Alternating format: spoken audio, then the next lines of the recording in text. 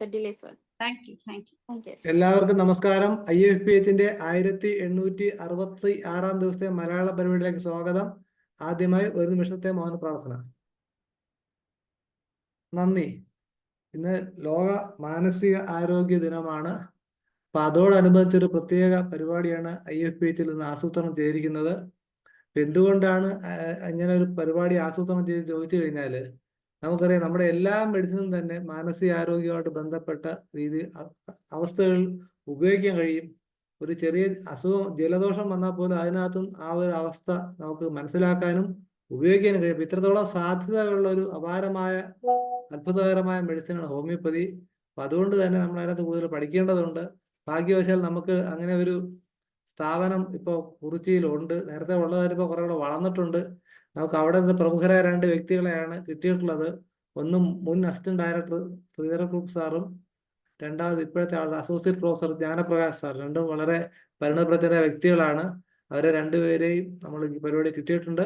ഈ പരിപാടിക്ക് ഔപചാരികമായിട്ട് സ്വാഗതം പറയാൻ ഡോക്ടർ ശൈല ഡോക്ടർ ജോയിൻ ചെയ്തിട്ടില്ല. അതുകൊണ്ട് ഞാൻ ആ കാര്യം കൂടെ നിർവഹിക്കുകയാണ്. ഈ പരിപാടിയിൽ പങ്കെടുക്കുന്ന ഇതിന്റെ ഉദ്ഘാടകനായ doctor Jnanaprakash sir PhD MD PhD ആണ്. അവിടുത്തെ അസോസിയേറ്റ് പ്രൊഫസറാണ് സൈക്കാട്രി ഡിപ്പാർട്ട്മെന്റ്. ജ്ഞാനപ്രകാശ് സാറിനെ ഈ പരിപാടിയിലേക്ക് ആദ്യപൂർവ്വം സ്വാഗതം ചെയ്യുന്നു. അതുപോലെ തന്നെ ഈ പരിപാടിയിൽ മുഖ്യ പ്രഭാഷണം നടത്തുന്ന ശ്രീധരക്കുറുപ്പ് സാറിനെ കുറിച്ച് പറയുമ്പോൾ ഈ ഇത്രയും ഒരു ആത്മാർത്ഥതയുള്ള ഒരു അർപ്പണബോധമുള്ള ഒരു പ്രൊഫഷണലെ കിട്ടാൻ വളരെ പാടാണ്. ശ്രീധരക്കുറുപ്പ് സാറിനെ ആദരപൂർവ്വം സ്വാഗതം ചെയ്യുന്നു. അതോടൊപ്പം തന്നെ പരിപാടിക്ക് നന്ദി അർപ്പിക്കുന്ന മറിയാമ്മ ഡോക്ടർ, ഈ പ്രോഗ്രാമിൽ പങ്കെടുക്കുന്ന ആദരണീയരായ എല്ലാ വ്യക്തികളെയും ഒരിക്കൽ കൂടി സ്വാഗതം ചെയ്യുന്നു. നമുക്ക് പരിപാടിയിലേക്ക് കടക്കാം. ജ്ഞാനപ്രകാശ് സാർ, അങ്ങേക്ക് എല്ലാവരും എന്നെ കേൾക്കുന്നുണ്ടെന്ന് തോന്നുന്നു. കേൾക്കാം സാർ, കേൾക്കാം. Thank you. ബഹുമാനപ്പെട്ട doctor Ismail Sait sir, president FPH, പിന്നെ മനോജ് JS സാർ, ഈ പ്രോഗ്രാമിന്റെ കോർഡിനേറ്റർ, പിന്നെ സൈല മാഡം, പിന്നെ മനോജ്, മറിയമ്മ, ജോൺ മാഡം, പിന്നെ ഈ ഇന്ന് വെബിനാർ ലിങ്കിൽ ജോയിൻ ചെയ്തുള്ള എല്ലാ ഡോക്ടേഴ്സും, സ്റ്റുഡൻസ്, വിദ്യാർത്ഥികളും, പിന്നെ എല്ലാ ഹോമിയോപ്പതി ബന്ധപ്പെട്ടുള്ള എല്ലാ ആൾക്കാർക്കും എൻ്റെ നമസ്കാരം. ഇന്ന് ഒക്ടോബർ 10, 2025 രാത്രി 9:34 അപ്പോൾ ഇന്ന് നമ്മൾ എല്ലാവരും ഇവിടെ കൂടിയിട്ടുള്ളത് ഈ ലോക മാനസികാരോഗ്യ ദിനം സെലിബ്രേറ്റ്, അതായത് ആഘോഷിക്കാനാണ്. ഈ ലോക മാനസികാരോഗ്യ ദിനം സെലിബ്രേറ്റ് ചെയ്യാനുള്ള ഉദ്ദേശം, അതായത് അവയർനെസ് എന്ന് പറയുന്നത് അവബോധം. നമ്മൾ ഈ മാനസിക രോഗത്തിനെ കുറിച്ച് അവബോധം, ഒരു അവയർനെസ് ക്ലാസ് എടുക്കുന്നതും, അതുപോലെ എഡ്യൂക്കേറ്റ് ചെയ്യാനും, ഒരു വിദ്യാഭ്യാസം, ഇതിനെ കുറിച്ച് കാര്യങ്ങൾ എല്ലാവരും അറിയണം. അതുപോലെ തന്നെ യുണൈറ്റിംഗ്, ആദ്യം പറയുന്നത് അവയർനെസ് ആണ്, രണ്ടാമത്തെ കാര്യം യുണൈറ്റ് ചെയ്യാണ്. യുണൈറ്റഡ് ആയിട്ട്, അതായത് സൈക്യാട്രിസ്റ്റ്, പിന്നെ ഹോമിയോ ഡോക്ടർ, അതായത് mental health professionals, psychologist, social വർക്കേഴ്സും, അതുപോലെ തന്നെ അഡ്മിനിസ്ട്രേറ്റീവ് സെക്ഷനിലുള്ള, അതായത് ഈവൻ വാർഡ് മെമ്പേഴ്സ്, MLA, രാഷ്ട്രീയത്തിലുള്ള ഒരുപാട് അഡ്മിനിസ്ട്രേറ്റീവ് ടീംസ്, അതുപോലെ IAS, ഇവരെല്ലാം ഇത് മൾട്ടി ഡിസിപ്ലിനറി ടീം, എല്ലാവരും യുണൈറ്റഡ് ആയിട്ട് ചെയ്യുന്ന കാര്യങ്ങളാണ് ഈ മാനസിക ആരോഗ്യം കുറിച്ച് നമ്മൾ സർവീസ് കൊടുക്കുന്നത്. പിന്നെ ലാസ്റ്റ് പോയിന്റും പറയുന്നത് യുണൈറ്റഡ് ഒരു വർക്കാണ്. പിന്നെ നമ്മൾ ഒരു പോളിസീസ്, എല്ലാ ഗവൺമെന്റ് പോളിസീസും പ്രോജക്റ്റും ഉണ്ടാക്കി നമ്മൾ ഈ മാനസിക രോഗം അവസ്ഥയുള്ള ആൾക്കാർക്ക് സഹായിക്കുന്ന രീതിയിലാണ് എല്ലാ വർഷവും ഈ world mental health day celebrate ചെയ്യുന്നത്. അപ്പൊ ഈ 3 കാര്യങ്ങൾ മനസ്സിലാക്കിയിട്ട് നമ്മൾ ആദ്യം ഒരു അവയർനെസ് ക്ലാസ്, നിങ്ങൾ ഏത് ഭാഗത്തിൽ നിങ്ങൾ ഉണ്ടെങ്കിലും തൊട്ടടുത്തുള്ള ആൾക്കാരുടെയും നിങ്ങൾക്ക് ബുദ്ധിമുട്ടുള്ള ആൾക്കാരുടെയും നിങ്ങൾ ഇതിനെക്കുറിച്ച് ഒരു അവയർനെസ് കൊടുക്കണം. ഇത് ഒരു ചെറിയ രോഗമാണ്, അല്ലെങ്കിൽ ഇത് ഒരു ബുദ്ധിമുട്ടാണ്, ഇത് ഒരു ഡോക്ടറിനെ കാണണം, ഇല്ല ഒരു അവയർനെസ് ക്ലാസ്. അത് ഒരു സ്കൂളിലെ സ്റ്റുഡൻസ് ആയാലും, അല്ല നിങ്ങളുടെ കൂടെ ജോലി ചെയ്യുന്ന സഹജോലിക്കാരായാലും, ആരായാലും എല്ലാവരും ഇതിനെക്കുറിച്ച് ചെയ്യേണ്ടത് ഒരു അവയർനെസ് അവർക്ക് കൊടുക്കണം. പിന്നെ രണ്ടാമത്തെ കാര്യം, ഒരുപാട് മൾട്ടിപ്പിൾ ടീംസ് എന്ന് പറയുന്ന ആൾക്കാരെല്ലാം ഒരുമിച്ച് ജോലി ചെയ്യേണ്ടതാണ്. അതായത് സൈക്കോളജിസ്റ്റ് ആയിക്കോട്ടെ, സോഷ്യൽ വർക്കർ ആയിക്കോട്ടെ, അതുപോലെ ഈ മെയിൻലി പറയുന്നത് ഈ വാർഡ് പഞ്ചായത്ത് മെമ്പേഴ്സ് ആണ്. അവരാണ് ഈ ജനങ്ങളുടെ കൂടെ ഭയങ്കര ക്ലോസ് ആയിട്ടുള്ള ഒരു ആൾക്കാരാണ്. അപ്പൊ ഇതെല്ലാം അവർ ആ മാനസിക രോഗം ഉള്ളവരെ കാണുമ്പോൾ, അല്ലെങ്കിൽ അവർ അസ്വസ്ഥത കാണുമ്പോൾ നമ്മൾ ഓട്ടോമാറ്റിക്കലി ഒരുപാട് സങ്കടങ്ങൾ ഉണ്ടാകാറുണ്ട്. അവർക്ക് അവയർനെസ് പറഞ്ഞുകൊണ്ട് നമുക്ക് എല്ലാവരും യുണൈറ്റഡ് ആയിട്ട് ജോലി ചെയ്തിട്ട് ഒരു പോളിസി ഉണ്ടാക്കിയിട്ട് അവർക്ക് സഹായിക്കാനുള്ള കാര്യങ്ങളാണ് നമ്മൾ ഇന്നത്തെ വേൾഡ് മെന്റൽ ഹെൽത്ത് ഡേന്റെ ഒരു എയിമായിട്ട് വെച്ചിട്ട് നമ്മൾ സെലിബ്രേറ്റ് ചെയ്യുന്നത്, അതായത് ആഘോഷിക്കുന്നത്. പിന്നെ വേറൊരു കാര്യം, ഇന്ന് ഈ വർഷത്തിന്റെ തീം എന്ന് പറയുന്നത് ആക്സസ് ടു സർവീസ്, അതായത് ഡ്യൂറിങ് കാറ്റാസ്ട്രോഫീസ് ആൻഡ് എമർജൻസീസ്. അതായത് നമ്മൾ ഈ മാനസിക ആരോഗ്യത്തിന് എങ്ങനെയാണ് നമ്മൾ അപ്രോച്ച് ചെയ്യുന്നത്, അതായത് ഡ്യൂറിങ് എമർജൻസീസും ഈ കാറ്റാസ്ട്രോഫി, അതായത് ഡിസാസ്റ്റേഴ്സ്, ദുരന്തങ്ങൾ സമയത്ത് എങ്ങനെയാണ് നമ്മൾ ഈ മാനസിക ആരോഗ്യത്തിനെ ഹാൻഡിൽ ചെയ്യുന്നത്, നമ്മൾ ഡീൽ ചെയ്യുന്നത്. അപ്പോ ഈ വർഷം എന്തുകൊണ്ടാണ് ഈ തീം എടുത്തിട്ടുള്ളത് പറഞ്ഞാൽ, ഈ ലോകത്തിൽ ഒരുപാട് സ്ഥലങ്ങളിൽ ഈ ദുരന്തങ്ങൾ സംഭവിച്ചിട്ടുണ്ട്. അതായത് എക്സാമ്പിൾ ഇപ്പോൾ സംഭവിച്ച വയനാട്ടിൽ മണ്ണിടിച്ചിലും അതുപോലെ വെള്ളപ്പൊക്കം, പിന്നെ ഈ മനുഷ്യങ്ങൾ ഉണ്ടാക്കിയ ദുരന്തങ്ങൾ, അതായത് ഇന്ത്യ പാകിസ്ഥാൻ യുദ്ധം, അതുപോലെ റഷ്യ യുക്രൈൻ യുദ്ധം, ഇതുപോലെ ഒത്തിരി കാര്യങ്ങൾ ഈ ലോകത്തിൽ ഇപ്പോൾ ഈ ഇടയ്ക്ക് സംഭവിക്കുന്നുണ്ട്. ഈ സംഭവങ്ങളുടെ ഈ ദുരന്തങ്ങളിനടുത്ത് ഒരുപാട് ആൾക്കാർ മാനസിക രോഗം വന്നിട്ട് അതിന്റെ ഭാഗമായിട്ട് ജീവിതത്തിൽ ബുദ്ധിമുട്ടുണ്ടായി ജീവിതം നഷ്ടപ്പെട്ട് നിൽക്കുന്നുണ്ട്. അപ്പൊ ഈ ആൾക്കാരിനെ എങ്ങനെ സഹായിക്കാൻ പറ്റുന്ന രീതിയിലാണ് ഈ വർഷത്തിന്റെ തീം ഉണ്ടാക്കിയത്, access to mental health service during catastrophes and emergencies എന്ന് പറഞ്ഞിട്ട് ഈ തീം വച്ചിട്ടുള്ളതാണ്. അത് മാത്രമല്ല, അത് ഇനി ഫ്യൂച്ചറിൽ, അത് പ്രത്യേകിച്ച് ഇന്ത്യയിൽ ഒരുപാട് ദുരന്തങ്ങൾ വരാനുള്ള സാഹചര്യം ഉണ്ടെന്നാണ് പല റിപ്പോർട്ട്സ് പറയുന്നത്. ബിക്കോസ് ഒരുപാട് ക്ലൈമറ്റ് ചേഞ്ചിന്റെ കാര്യം, ഒരുപാട് നമ്മൾ മനുഷ്യങ്ങൾ ഉണ്ടാക്കിയ ഒരു മോശമുള്ള കാര്യങ്ങളായതുകൊണ്ട് ഒരുപാട് ദുരന്തങ്ങൾ ഉണ്ടാകാനുള്ള ചാൻസ് കൂടുതലാണ് പല റിപ്പോർട്ട്സ് പറയുന്നത്.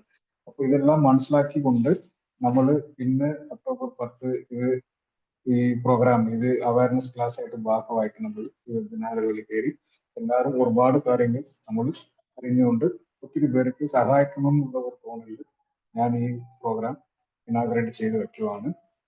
പിന്നെ എല്ലാവർക്കും എന്റെ നന്ദിയുണ്ട് എന്നെ ഈ പ്രോഗ്രാം വിളിച്ചതിന്. ലാസ്റ്റ് ഒരു ചെറിയ കാര്യമാണ്, ഇന്നത്തെ speaker doctor Sreedhara Kurup sir. ഞാൻ 2013 ഈ സ്ഥാപനത്തിൽ ജോയിൻ ചെയ്യുമ്പോൾ, അപ്പോൾ സാർ ആ സമയത്ത് റിട്ടയർഡായി പോയതാണ്. ഇപ്പോഴും ശ്രീധര കുറുപ്പ് സാറിനെ കുറിച്ച് ഒരുപാട് സ്റ്റാഫുകൾ പറയാറുണ്ട്. സാർ എന്നും വൈകിട്ട് 6 മണി 7 മണി ആകുമ്പോൾ സാറ് വാർഡിനകത്ത് കയറി ഓരോ പേഷ്യന്റ് എടുത്തും നന്നായിട്ട് സംസാരിക്കും, എങ്ങനെ ഉണ്ട്, ആരെങ്കിലും ഓക്കെ ആണോ. ആ പേഷ്യന്റെ കൂടെ മാത്രമല്ല, അത് എല്ലാ സ്റ്റാഫിന്റെ കൂടെ സംസാരിച്ചിട്ടുള്ള കാര്യം എല്ലാ സ്റ്റാഫും പറയാറുണ്ട്. പക്ഷെ ഞാൻ സാറിനെ നേരിട്ട് ഇതുവരെ കണ്ടിട്ടില്ല. ഒരു പ്രാവശ്യം വേറെ ഒരു മീറ്റിംഗിൽ സാർ ഞാൻ ഒത്തിരി ഡിസ്റ്റൻസ് ആണ് കണ്ടത്, സ്റ്റേജിലാണ് കണ്ടത്, ഒരു 5-6 വർഷം മുമ്പ്. ഇതുവരെ ഞാൻ നേരിട്ട് കണ്ടില്ല. പക്ഷെ ഇന്ന് സാറിന്റെ പ്രോഗ്രാം ദിവസം എന്നെ ഇന്നാഗ്രേഷൻ വിളിച്ചത് എനിക്ക് ഭയങ്കര സന്തോഷമാണ്. അത് മാത്രമല്ലാതെ നമ്മൾ എല്ലാവരും നല്ല ഒരു മാനസിക ആരോഗ്യം വേണം. അത് മാത്രമല്ലാതെ സാറിന്റെ, അതായത് ഉള്ളിലുള്ള ആഗ്രഹം, കുറുപ്പ് സാറിന്റെ ഉള്ളിലുള്ള ആഗ്രഹം ഒത്തിരി പേർക്ക് സഹായിക്കണം, ഒത്തിരി ആൾക്കാർക്ക് നല്ല കാര്യം ചെയ്യണമെന്നുള്ള ആഗ്രഹമുള്ള ആളാണ്. കറക്റ്റ് ആളാണ് നിങ്ങൾ ഇന്ന് വിളിച്ചിട്ട് ഈ പ്രോഗ്രാമിനെ തുടങ്ങി വെക്കുന്നത്. അപ്പൊ ഇന്ന് മാത്രമല്ലാതെ ഇന്ന് നമ്മൾ ചെറിയ വിളക്ക് കത്തിച്ചിട്ട് തുടങ്ങുന്നതാണ്. ഇതിന്റെ പ്രതീക്ഷയും എനിക്കൊരു നല്ല പ്രതീക്ഷയുണ്ട്. ഈ മെന്റൽ ഹെൽത്തിനെ കുറിച്ച് ഒരുപാട് കാര്യങ്ങൾ ഇനി ഡെയിലി ഒരു ഹാഫ്-ആൻ-അവർ ഉണ്ടാവും. നമ്മൾ ചില കണ്ടീഷൻസ് കുറിച്ച്, ചില പ്രശ്നങ്ങളെ കുറിച്ച്, ചില കൗൺസിലിംഗ് ക്ലാസ്സസ് കൊടുത്ത് ഒരുപാട് ഡിസ്കഷൻ ചെയ്യേണ്ടതാണ്. ഈ ഇത്ര കാര്യം പറഞ്ഞുകൊണ്ട് വളരെ സന്തോഷമായിട്ട് IFPH ടീമും കോർഡിനേറ്റിംഗ് ടീം എല്ലാവർക്കും വളരെ താങ്ക്സ് പറഞ്ഞുകൊണ്ട് നമ്മൾ ചെയ്ത് വെക്കുകയാണ്. എല്ലാവരും നന്നായിട്ട് മീൻസ് പഠിച്ചുകൊണ്ട് ഒത്തിരി പേർക്ക് സഹായിക്കുക, എല്ലാ കാര്യങ്ങളും സംഭവിക്കട്ടെ. വളരെ സന്തോഷമായിട്ട് നമ്മൾ പഠിക്കുക. Thank you everyone. വളരെ നന്ദി സാർ. വളരെ ബ്രീഫായിട്ടാണെങ്കിലും വളരെ കാര്യങ്ങൾ അങ്ങ് സംസാരിക്കുകയുണ്ടായി. അവയർനെസ് പ്രധാനമാണ്, എല്ലാവരും കൂടെ യുണൈറ്റ് ചെയ്തുകൊണ്ട് വേണം ഇത് നേരിടാനെന്ന് പറഞ്ഞു. ഇപ്പൊ പുതിയൊരു കമ്പോണന്റ് കൂടി ഇതിനകത്ത് വന്നിട്ട് എനിക്ക് തോന്നുന്നു, അതായത് ചികിത്സാ ചെലവ്. അടുത്ത കാലത്തിന് ആത്മഹത്യ വളരെ കൂടുതൽ. ഇപ്പൊ തിരുവനന്തപുരത്ത് നിന്ന് ഇപ്പൊ ഒരു ഭാര്യയും ഭർത്താവ് ആത്മഹത്യ ചെയ്തു. പിന്നെ ചികിത്സ ചെലവ് താങ്ങാൻ പറ്റുന്നില്ല. പുതിയ ഡയമെൻഷൻസ് ആഡ് ചെയ്യപ്പെടുകയാണ്. നിസ്സാരമായിട്ട് ഫോണിന്റെ ഡാറ്റ തീർന്നിട്ട് ആത്മഹത്യ ചെയ്യുന്നുണ്ട്, മൊബൈൽ കിട്ടാതെ ആത്മഹത്യ ചെയ്യുന്നുണ്ട്. ഇങ്ങനെ ഒരുപാട് കൂടിക്കൂടി വരികയാണ്. കേരളം തലസ്ഥാനമായി മാറിക്കൊണ്ട് ആത്മഹത്യയുടെ അതിൽ നമ്പർ 1 കൊല്ലം ജില്ലയാണ്. ഇത്തരം വസ്തുക്കളോട് പരിഗണിക്കേണ്ടതുണ്ട്. അപ്പൊ ഇനി പ്രഭാഷണത്തിലേക്ക് പോകാൻ ആദരണീയനായ ശ്രീധര കുറുപ്പ് സാറിനെ ക്ഷണിക്കുന്നു. സാർ പ്ലീസ് അൺമ്യൂട്ട് ചെയ്യണേ സാറേ. സാർ മ്യൂട്ടാണ്, അൺമ്യൂട്ട് ചെയ്യാം.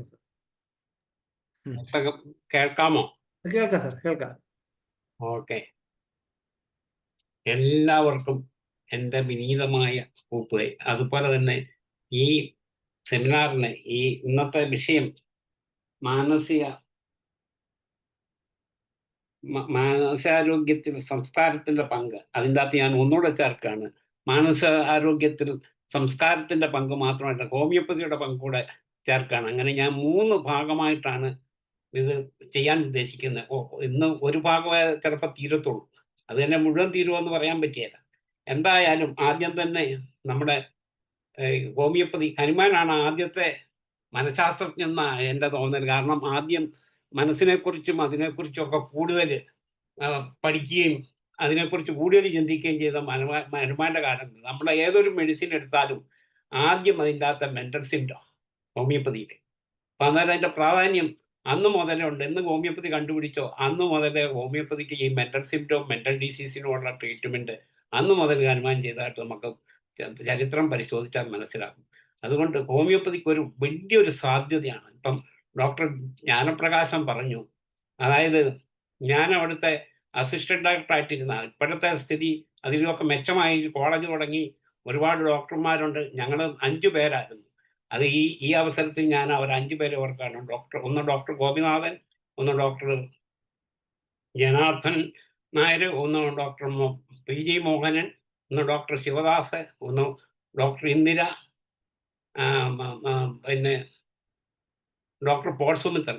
ഇവരുടെ എല്ലാം അത്യാധ്വാനത്തിൻ്റെ ഫലമായിട്ടാണ് ഇന്ന് കാണുന്ന ഈ റിസർച്ച് സെൻട്രൽ റിസർച്ച് ഇൻസ്റ്റിറ്റ്യൂട്ട് ആയിരുന്ന ഈ നാഷണൽ ഇൻസ്റ്റിറ്റ്യൂട്ട് ഫോർ ഹോമിയോപ്പതി എന്നുള്ള ഈ സ്ഥാപനം ഉണ്ടായത് അവരുടെ എല്ലാം കഠിന പ്രയത്നമായിട്ടാണ്. ഞാൻ ആദ്യം അവിടെ വരുമ്പോൾ ഒരു 5 പേഷ്യൻ്റായിരുന്നു, 3 മെയിലും 2 ഫീമെയിലും. എൻ്റെ ഭാര്യ ആദ്യം തന്നെ ചോദിച്ചു, കണ്ട ഉടനെ ചോദിച്ചു, ഈ 5 പേരെ ചികിത്സിക്കാനാണോ ഈ 55 പേരുള്ള സ്റ്റാഫ് എന്ന് ചോദിച്ചു. അന്ന് എൻ്റെ മനസ്സിൽ തുടങ്ങി. അത് തന്നെയല്ല, ഞാൻ എല്ലാ ക്ലാസ്സുകളും IHKയിലും അതുപോലെ IHMയിലും ഒക്കെ ക്ലാസ്സുകളെടുക്കാൻ പോകുമ്പം ഞാൻ പറയാറുണ്ട്, നിങ്ങൾ പേഷ്യൻസിനെ അങ്ങോട്ട് ഡയറക്റ്റ് ചെയ്യണം. നമ്മുടെ ഹോമിയോപ്പതിയിലല്ലാത്ത എല്ലാ സിസ്റ്റത്തിലും അവർ ഹയർ ഇൻസ്റ്റിറ്റ്യൂഷനിലോട്ട് റെഫർ ചെയ്യും. അന്ന് അങ്ങനെ ഒരു സിസ്റ്റം ഇല്ല. എന്നാലും ഞാൻ ഓരോ ക്ലാസ്സുകളെടുത്ത് വരുമ്പോൾ അന്നേരം ചോദിച്ചു, ഈ പ്രാന്താലയം പോലെയല്ല ഇത്. അതുകൊണ്ട് നിങ്ങൾക്കൊക്കെ അറിയാം, മനോജൊക്കെ കണ്ടു കാണുമെന്ന് തോന്നുന്നു ആദ്യത്തെ സ്ഥിതി. അത് കഴിഞ്ഞ് രാപകലില്ലാതെ ഒരു 12 വർഷം എനിക്ക് അതിന് ചെയ്തതിൽ എനിക്ക് കൃതാർത്ഥതയുണ്ട്, അഭിമാനമുണ്ട്. അത് ഇന്നും അതുപോലെ തന്നെ അതിനെക്കാട്ടി ഇനിയും മുന്നോട്ട് വരണം എന്നാണ് എൻ്റെ. അത് ഇപ്പം ഡോക്ടർ ജ്ഞാനപ്രകാശം പോലെയുള്ള അവിടെ പല ഡോക്ടർമാരും ഉണ്ട്, പുതുതായിട്ട് വന്നിട്ടുണ്ട്. അത് MD വരെയുള്ള ക്ലാസ്സുകൾ, അതായത് MDക്കും അതുപോലെ തന്നെ സൈക്കാട്രിക്കും അവിടെ കോളേജ് തുടങ്ങി. അതുപോലെ അതിന് വളരെയധികം പുരോഗതിയിലോട്ട് നടന്നുകൊണ്ടിരിക്കുകയാണ്. ഇനിയും അത് കണ്ടിന്യൂ ചെയ്യണം എന്നുള്ളതാണ് എൻ്റെ ഒരു റിക്വസ്റ്റ്. അതായത് ഇൻ ബിഹാഫ് ഓഫ്, അതായത് ബാക്കിയുള്ള ഇതിനെ പ്രകാശത്തിനും അവരുടെ കൂട്ടത്തിലുള്ള ഗ്രൂപ്പുകളോടും പറയാനുള്ളത്, അത് നമുക്ക് ലോകത്തിൻ്റെ ഏറ്റവും ഇപ്പം തന്നെ ഒന്നാമതാണ്, പക്ഷെ ഇനിയും ഫർദർ മോർ. അതായത് അവിടെ 25 ബെഡുള്ള ഹോസ്പിറ്റലിൽ നിന്ന് എഴുതി വെച്ചത് മാത്രം ഉണ്ടായിരുന്നുള്ളൂ. പക്ഷേ അത് കഴിഞ്ഞ് ഞാൻ ചങ്ങനാശ്ശേരിയിൽ ഒരു ക്ലാസ് എടുത്തപ്പം അവിടെ ഡോക്ടർ NI ബാബു എന്ന് പറയുന്ന ഒരു സീനിയർ മോസ്റ്റ് ഡോക്ടർ ഉണ്ടായിരുന്നു. ഞാൻ അങ്ങോട്ട് റെഫർ ചെയ്യാൻ വന്നപ്പോൾ പറഞ്ഞു, ആ ഹർവി നിലയത്തിലോട്ട് എങ്ങനെ വിടും, ഇല്ലാത്തവർക്കൂടെ മാനസിക രോഗം ഉണ്ടാക്കി വിടുന്ന പരിപാടിയല്ലേ എന്ന് ചോദിച്ചു. അന്ന് എൻ്റെ മനസ്സിൽ തട്ടിയതാണ്, ഇത് ലോകത്തിലെ ഒരു ഐഡിയൽ റിസർച്ച് ഹോസ്പിറ്റലായിട്ട് മാറ്റണമെന്ന്. ഏതായാലും അതെന്നെ കൊണ്ട് സാധിച്ചു. എൻ്റെ മാത്രം കഴിവല്ല, doctor Raviyan Nair, doctor Janardhanan, doctor Gopinathan, അങ്ങനെ ഒരുപാട് പേരുണ്ട്. ഞാനിപ്പോൾ തന്നെ പേര് പറഞ്ഞല്ലോ. അങ്ങനെ അവിടുത്തെ ഒരുപാട് പേരുടെ ഇതിൻ്റെ ശ്രമപരമായിട്ട് അവിടെ ഇത്രയും ഒരു വലിയ കെട്ടിടം, അതായത് ഞാൻ അഭിമാനപൂർവ്വം പറയാണ്, ഇന്ന് സെൻട്രൽ CCRHൽ ഇതുപോലെ സൗകര്യമുള്ള ഒരു ഹോസ്പിറ്റൽ കണ്ടു കഴിഞ്ഞാൽ 5 സ്റ്റാർ ഹോട്ടലാണോ എന്ന് ഹെൽത്ത് സെക്രട്ടറി വന്ന് ഇൻസ്പെക്ഷൻ വന്നപ്പോൾ ചോദിച്ചു, എന്നോട് ചോദിച്ചു 5 സ്റ്റാർ ഹോട്ടലാണോ എന്ന്. അതെന്ന് പറഞ്ഞാൽ അതിൻ്റെ എൻട്രൻസ് കൗണ്ടറിലിരിക്കുന്ന താഴിയക്കുടം പോലെയുള്ള ഒരു 50,000 രൂപയുടെ ഒരു ഈ ഫാൻസി ലൈറ്റാണ് പിടിപ്പിച്ചിരിക്കുന്നത്.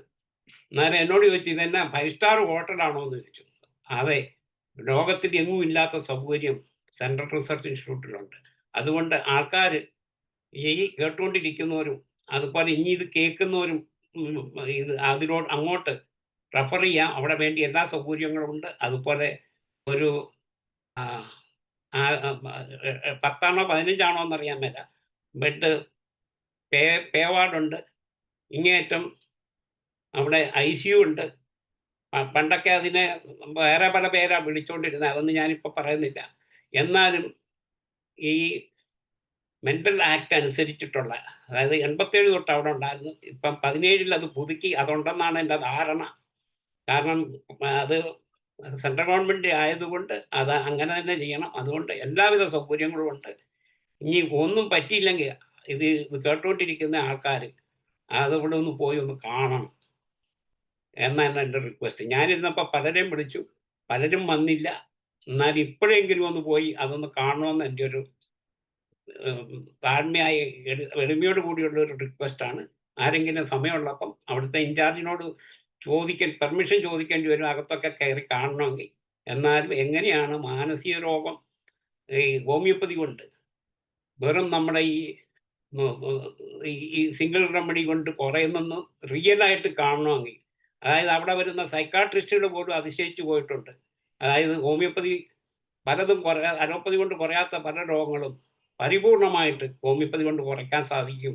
എനിക്കും അവിടെ ഒരു 10-12 വർഷം ജോലി ചെയ്യാൻ സാധിച്ചതിൽ ഞാൻ ദൈവത്തിനോടുള്ള നന്ദി പറയുന്നു. അതുപോലെ അത് തുടങ്ങി വന്ന സ്വാമി ആദിവാസിനെയും മുള്ളിൽ സ്മരിച്ചുകൊണ്ട്, എൻ്റെ സാർമാരെയും മുള്ളിൽ സ്മരിച്ചുകൊണ്ട് ഞാനിത് തുടങ്ങട്ടെ. അതിൽ ഏറ്റവും പ്രധാനം ഈ IEPHനും ഇതിൻ്റെ മോഡറേറ്റർമാർക്കും അതിൻ്റെ സംഘാടകർക്കും എല്ലാവർക്കും എൻ്റെ നന്ദി പ്രകാശിപ്പിച്ചുകൊണ്ട് തുടങ്ങട്ടെ. നമസ്കാരം. പിന്നെ ഞാൻ ആമുഖമായിട്ട് ഡോക്ടർ ജ്ഞാനപ്രകാശം ഇതെല്ലാം പറഞ്ഞുകൊണ്ട് ഞാൻ ഇതിലോട്ട് കൂടുതൽ കടക്കുന്നില്ല. കാരണം ആമുഖം തന്നെ പറഞ്ഞാൽ അത് 15 മിനിറ്റ് പറയാനുണ്ട്. അതായത് 3 പാർട്ടായിട്ട് ഞാൻ പറയാൻ ഉദ്ദേശിക്കുന്നത്, അതായത് മാനസിക ആരോഗ്യം എന്ന് പറഞ്ഞാൽ എന്നാണ്, അതുപോലെ തന്നെ അതായത് മെൻ്റൽ ഹെൽത്ത് എന്ന് പറഞ്ഞാൽ എന്നാണ്, അതുപോലെ അതിൻ്റെ വക തിരിവുകൾ എന്നാണ്, അതെല്ലാമാണ് ആദ്യം പറയാൻ പോകുന്നത്. രണ്ടാമത്തെ ഭാഗത്തിൽ അത് ഹോമിയോപ്പതിക്ക് എന്ത് ചെയ്യാൻ പറ്റും എന്നുള്ളതാണ്. അത് ഇന്ന് പറയാൻ പറ്റുമെന്ന് തോന്നുന്നില്ല. കാരണം ഇപ്പം തന്നെ 9:49 9:50 10-20 മിനിറ്റ് പോയി കഴിഞ്ഞു. ഇനി അത് കഴിഞ്ഞിട്ട് ഒരമണിക്കൂർ, കാരണം അവസാനം ഡോക്ടർ മനോജും ചേർക്കാനുള്ളത് ചേർത്തോണം. അതായത് ഞാൻ സംസാരിക്കാനിരുന്നത് എനിക്ക് കൂടുതലും ഹോമിയോപ്പതിയും ഈ മാനസാരോഗ്യത്തിലുള്ള പങ്ക് എന്നുള്ളതാണ് സംസാരിക്കാൻ എനിക്ക് ഇഷ്ടമുണ്ടായിരുന്ന സബ്ജക്റ്റ്. കാരണം നമുക്ക് എന്ത് ചെയ്യാൻ പറ്റും എന്നുള്ളതാണ് നമ്മൾ പറയേണ്ടിയിരുന്നത്. പക്ഷേ ഇതും ഒരു പ്രധാനപ്പെട്ടാണ്. അങ്ങനെ 3-4 ഭാഗം കുറേ ഭാഗങ്ങളായിട്ടാണ്. അതിൽ ഞാൻ ഡോക്ടർ ജ്ഞാനപ്രകാശത്തിനോട് പറയുകയാണ്, അതായത് അവിടുത്തെ നല്ല നല്ല ഫാക്കൽറ്റീസൊക്കെ അവിടെ ഉണ്ടെന്ന് എനിക്കറിയാം. അവരെ കൂടെ ഇത് നമ്മുടെ IEPHൻ്റെ ഈ ഓരോരോ ദിവസത്തിലുള്ള സെമിനാറിലും നമുക്ക് ഓരോരോ ക്ലാസ് എടുക്കാൻ അവരെ കൂടെ ക്ഷണിക്കുന്നു. അത് നമുക്ക് നല്ലൊരു സ്റ്റേജാണ് കിട്ടിയിരിക്കുന്നത്. ഹോമിയോപ്പതി ഡോക്ടർമാർ തന്നെയല്ല, സ്റ്റുഡൻസ് തന്നെയല്ല, ഹോമിയോപ്പതി സ്നേഹികളും ഇതിനകത്തുണ്ട്. ഇപ്പം ഏകദേശം 37 പേരേ ഉള്ളൂ. എങ്കിലും ഇത് ആയിരക്കണക്കിന് ആൾക്കാർ കാണുന്നുണ്ട്. ഞാനും മറ്റേ സ്ഥിരം കയറിക്കൊണ്ടിരുന്ന, ഇപ്പം ഞാൻ കയറാറില്ല. ഞാൻ ഇതിൻ്റെ അകത്ത് യൂട്യൂബിൽ കൂടെ കാണും, ദിവസമുള്ളത് കാണും. അത് സമയമുള്ളപ്പോൾ കാണാമല്ലോ, മറ്റേ ഇങ്ങനെ കുത്തിപ്പിടിച്ചിരിക്കണ്ടേ. ഞാൻ ഹിന്ദി ഇംഗ്ലീഷ് ഇങ്ങനെ 5 വർഷമായിട്ട് കണ്ടിന്യൂസ്, അതായത് ഒരു 7:30 തുടങ്ങിക്കഴിഞ്ഞ് കഴിഞ്ഞാൽ 10:30 വരെ ഇത് കണ്ടിന്യൂസ് ഇങ്ങനെ നടക്കുക. അപ്പം അന്നേരം ഇച്ചിരി ബുദ്ധിമുട്ടായി കണ്ടിന്യൂസ് ഇരിക്കാൻ. ഞാനതുകൊണ്ട് കിടന്നാണേലും ഇരുന്നാണേലും നടന്നാണേലും കേൾക്കാമല്ലോ. അന്നേരം എല്ലാം കേൾക്കുന്നുണ്ട്, കാണുന്നുണ്ട്. അതുകൊണ്ട് ഇതൊരു നല്ല അവസരമാണ്. അതായത് നമുക്ക് സെൻട്രൽ ഗവൺമെൻറ് ഹെൽത്ത് ഡിപ്പാർട്ട്മെൻറ്റ് 2008 ഒരു പ്രൊജക്റ്റ് ഉണ്ടായിരുന്നു, അമ്മയും കുഞ്ഞും. അതിൻ്റെ കേരളത്തിൻ്റെ നോഡൽ ഓഫീസർ ഞാനായിരുന്നു. അപ്പം അന്നേരം പല സ്ഥലത്തും പല ഇത് നടത്തിയിട്ടുണ്ട്. അതിൻ്റെ ഒരു ഉദ്ദേശം എന്നായിരുന്നെന്ന് പറഞ്ഞാൽ, അത് ബാക്കിയുള്ളവരെ ഹോമിയോപ്പതി പ്രചരിപ്പിക്കുക. അതായത് MLA മാർ, കൗൺസിലർമാർ, അലോപ്പതി ഡോക്ടർമാർ, ആയുർവേദ ഡോക്ടർമാർ, സ്റ്റുഡൻസ്, പലതരത്തിലുള്ള ആൾക്കാരെ ട്രെയിൻ ചെയ്യിക്കുക. പിന്നെ നമുക്ക് കപ്പാസിറ്റി ബിൽഡിങ്, അതായത് ഞാൻ ആദ്യം ഡോക്ടർ മനോജിന് തന്നെ അറിയാം, ഞാൻ ഈ IHK കൂടെ വന്ന് all India homoeopathy medical association class എടുത്ത്, പിന്നെ അതിൽ പ്രധാനം എനിക്ക് അന്നത്തെ ട്രെയിനിങ് തന്നത് ശിവപുരി എന്ന് പറയുന്ന ആളാണ്.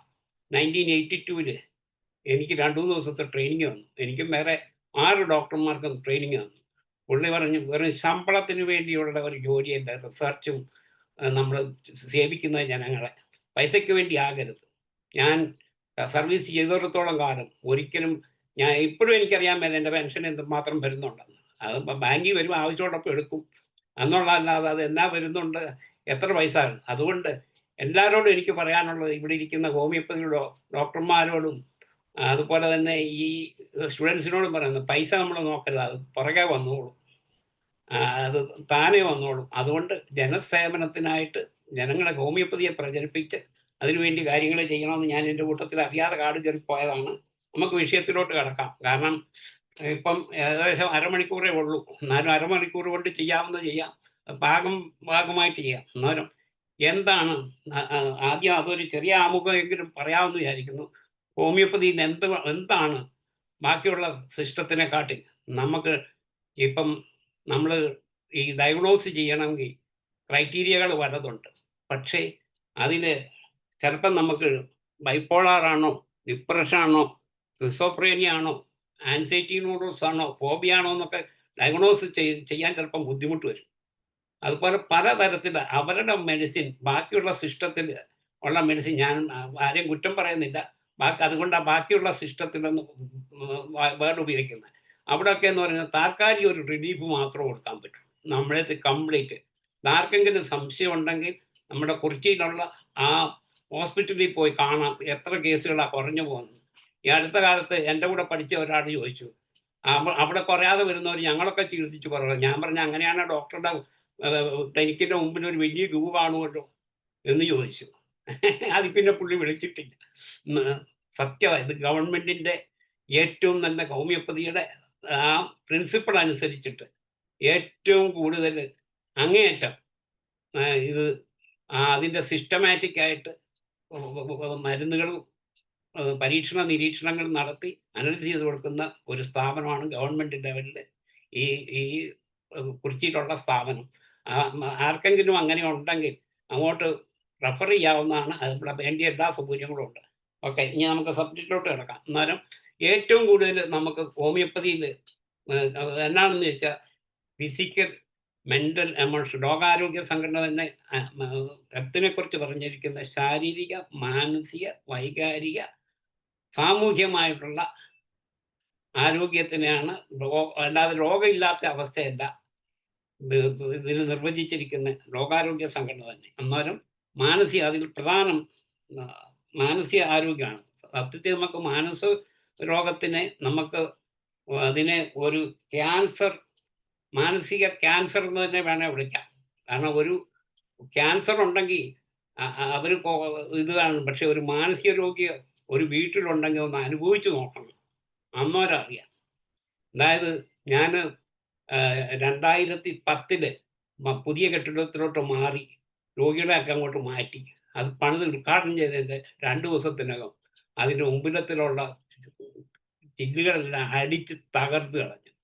മെൻ്റൽ പേഷ്യൻ്റ്, ഈ വയലൻ്റായ പേഷ്യൻ്റ് വന്ന് പൊട്ടിച്ചത്. എൻ്റെ ഹൃദയം സത്യത്തിൽ ഞാനന്ന് കരഞ്ഞുപോയി. അന്ന് തൊട്ട് അവിടെ താൽക്കാലിക കുറവിന് വേണ്ടി അലോപ്പതി മരുന്നുകളും ഒരു സെക്ഷനുണ്ട്. അവിടെ സൈക്കാട്രിസ്റ്റ് വരുന്നുണ്ട്, വലിയ കൂടുന്നവർക്ക് കൊടുക്കുന്നുണ്ട്. പക്ഷേ ആൾക്കാർ കുത്തിവെച്ചും മയക്കുമരുന്നും ഒക്കെ വെച്ച് ആണ് കൊണ്ടുവരുന്നത്. വന്നു കഴിഞ്ഞിട്ട് അവിടെ അഡ്മിറ്റ് ചെയ്ത് കഴിയുമ്പോൾ ഇവർക്ക് വയലൻ്റ് കൂടും.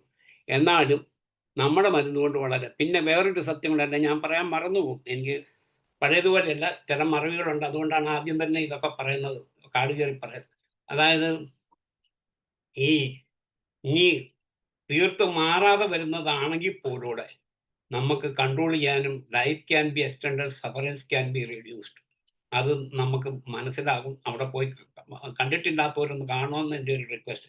ഏതായാലും ഏറ്റവും കൂടുതൽ നമുക്ക് റിസൾട്ട് കൊടുക്കാൻ പറ്റുന്ന അതുപോലെ ഒരു നല്ല മേഖലയാണ് ഈ ഹോമിയോപ്പതി ചികിത്സാ പദ്ധതി. ഇനി എന്താണ് ഈ ആരോഗ്യമുള്ള വ്യക്തിത്വം? അതാദ്യം അറിയാം. ആദ്യം നോർമൽ അറിഞ്ഞാലല്ലേ പിന്നെ അബ്നോർമൽ നമുക്കറിയാൻ പറ്റുള്ളൂ. ആരോഗ്യമുള്ള വ്യക്തിത്വം എന്താണ്? വളരെ ഉയർന്ന മാനസാരോഗ്യം മുതൽ ക്രമേണ കുറഞ്ഞ് രോഗമായി തീരുന്നത് വരെ ഉള്ളൊരു സ്കെയിലായി മാനസാരോഗ്യത്തെയും രോഗത്തെയും നമുക്ക് സങ്കല്പിക്കാം. ക്ലിനിക്കൽ രംഗത്ത് പ്രവർത്തിക്കുന്നവരുടെ രോഗത്തെയും ആരോഗ്യത്തെയും മനസ്സിലാകുന്നുണ്ടോ ഡോക്ടർ മനോജ്?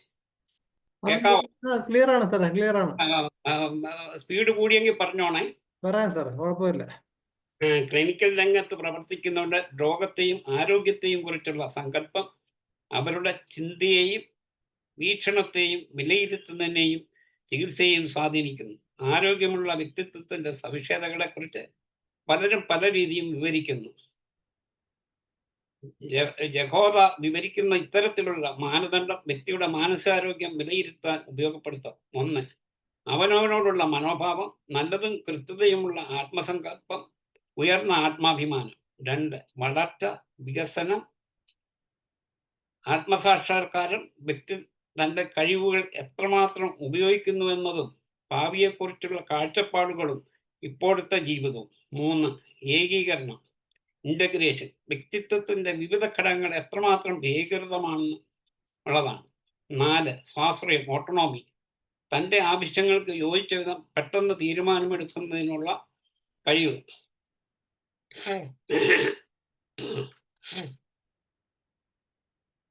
Sorry, professor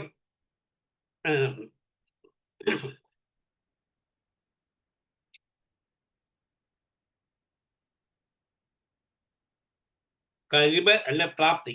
5. യഥാർത്ഥത്തെ വിലയിരുത്തൽ, അവനവനെക്കുറിച്ചും ചുറ്റുപാടുകളെക്കുറിച്ചും വസ്തുനിഷ്ഠമായ വിലയിരുത്തൽ.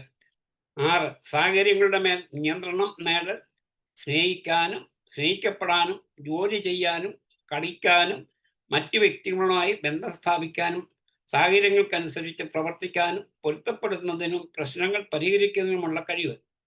മറ്റു ചില മാനദണ്ഡങ്ങൾ: ആത്മനിയന്ത്രണം, സ്വന്തം ചിന്തകളെയും വികാരങ്ങളെയും പെരുമാറ്റത്തെയും വേണ്ട രീതിയിൽ നിയന്ത്രിക്കുന്നതിനുള്ള കഴിവ്. മറ്റുള്ളവരുമായി ഊഷ്മളമായ ബന്ധം സ്ഥാപിക്കാനും നിലനിർത്താനുമുള്ള കഴിവ്. സ്വയം മനസ്സിലാക്കാനുള്ള കഴിവ്, തൻ്റെ ലക്ഷ്യങ്ങളെയും തോന്നലുകളെയും പെരുമാറ്റത്തെയും കുറിച്ച് ഉൾക്കാഴ്ച. വൈകാരിക സുരക്ഷിതത്വം, യഥാർത്ഥനിഷ്ഠിതമായ പ്രത്യക്ഷണം, ജീവിതത്തെ ഏകീകരിക്കുവാൻ സഹായിക്കുന്ന തത്വശാസ്ത്രം. പ്രവർത്തനക്ഷമത, സ്വന്തം കഴിവുകൾ കണ്ടെത്തുന്നതിനും അവ പരമാവധി ഉപയോഗപ്പെടുത്തുന്നതിനുമുള്ള കഴിവ്. സംഘർഷം താങ്ങാനുള്ള കഴിവ്, പൊരുത്തപ്പെടാനുള്ള കഴിവ്. പൊതുവെ പറഞ്ഞാൽ മാനസാരോഗ്യം എന്ന ശാരീരികവും മാനസികവും സാമൂഹികവും വൈകാരികവുമായ പൂർണ്ണ സുസ്ഥിതിയാണ് വ്യക്തിയെ ജീവിത സാഹചര്യങ്ങളുമായി ഇണക്കിച്ചേരാൻ പര്യാപ്തമാക്കുന്നതും അയാൾക്ക് ജീവിതത്തിൽ താല്പര്യമുളവാക്കുന്നതും സ്വന്തം വ്യക്തിത്വത്തിൻ്റെ യാഥാർത്ഥ്യം കണ്ടെത്താനും അത് ആവിഷ്കരിക്കാനും അയാളെ പ്രാപ്തരാക്കുന്നതുമായ മാനസിക സ്ഥായീഭാവമാണ് മാനസാരോഗ്യം. മാനസികാരോഗ്യമുള്ള വ്യക്തി സംതൃപ്തനും സന്തുഷ്ടനുമായിരിക്കും. സാഹചര്യങ്ങളെ നിയന്ത്രിച്ചും അവയോട് പൊരുത്തപ്പെടും. ഏത് സാഹചര്യത്തിലും മാനസിക സുസ്ഥിതി പാലിക്കുന്നു. ഇത്തരം വ്യക്തികളുടെ പെരുമാറ്റം അയാളുടെ സമൂഹത്തിൻ്റെയും വളർച്ചയ്ക്കും നന്മയ്ക്കും ഉതകുന്നതായിരിക്കും. എന്താണ് അപസാമാന്യ വ്യക്തിത്വം? അപ്പം ഇതാണ് നോർമൽ. മനസ്സിലാകുന്നുണ്ടോ ഡോക്ടർ മനോജ്? ക്ലിയർ ആണോ? ക്ലിയർ ആണ് സാറേ. അതെ, സ്പീഡ് കൂടുതലില്ലല്ലോ? ഇല്ല ഇല്ല ഇല്ല. അപസാമാന്യ വ്യക്തിത്വം, അപസാമാന്യ അതായത് അബ്നോർമൽ പേഴ്സണാലിറ്റി. വ്യക്തിത്വത്തിൻ്റെ സവിശേഷതകൾ മാനസാരോഗ്യം സൂചിപ്പിക്കുന്ന വ്യക്തിത്വ സവിശേഷതകളുടെ അഭാവം എന്ന് പറയാവുന്നതാണ്.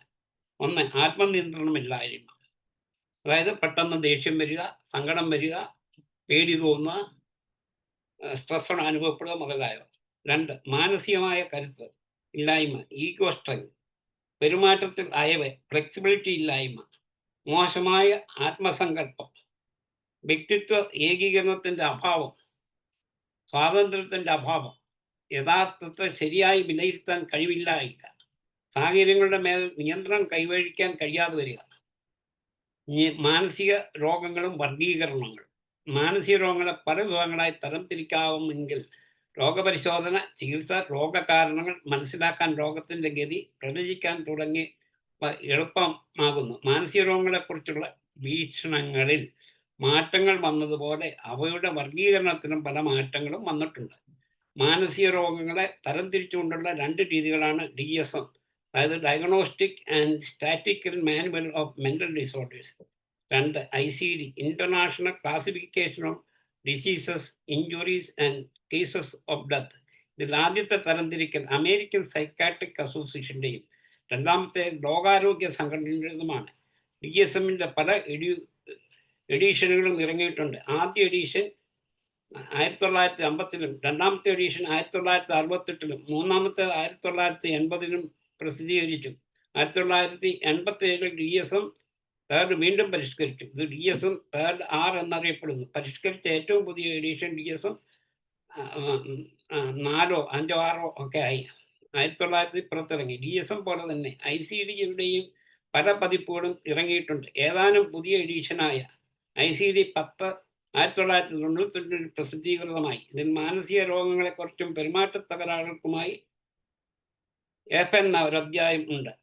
ഇത് അനുബന്ധമായി കൊടുത്തിട്ടുണ്ട്. മനഃശാസ്ത്രജ്ഞന്മാർക്കും മനോരോഗ ചികിത്സ രംഗത്തുള്ളവർക്കും പ്രവർത്തിക്കുന്നവർക്കും ഉപയോഗപ്രദമാണെങ്കിലും ഇത്തരം വർഗീകരണം ഈ ഗ്രന്ഥത്തിൽ പൂർണ്ണമായി ഉപയോഗപ്പെടുത്തിയിട്ടില്ല.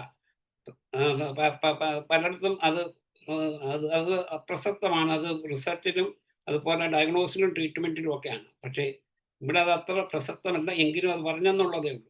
സാധാരണക്കാർക്ക് രോഗങ്ങളെക്കുറിച്ച് മനസ്സിലാക്കുന്നതിനുള്ള രീതി ഒരു സമീപനമാണ് പകരം സ്വീകരിച്ചിട്ടുള്ളത് എന്ന വസ്തുത പ്രത്യേകം ശ്രദ്ധിക്കുക. പിന്നെ ഇനി കൂടുതൽ മാനസിക രോഗങ്ങളും അവരുടെ പൊതുവായ ചില കാരണങ്ങളും.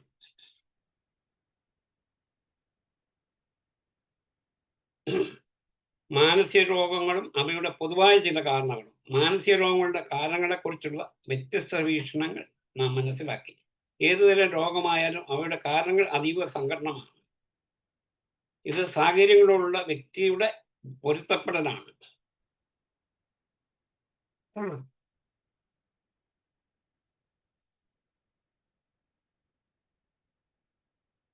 അംഗവൈകല്യം ജന്മന സംഭവിക്കുകയോ അതിനുശേഷമുള്ള ചുറ്റുപാടുകൾ സംഭവിക്കുന്നോ ആകാം. ഏതാണ്ട് 7% കുട്ടികളിൽ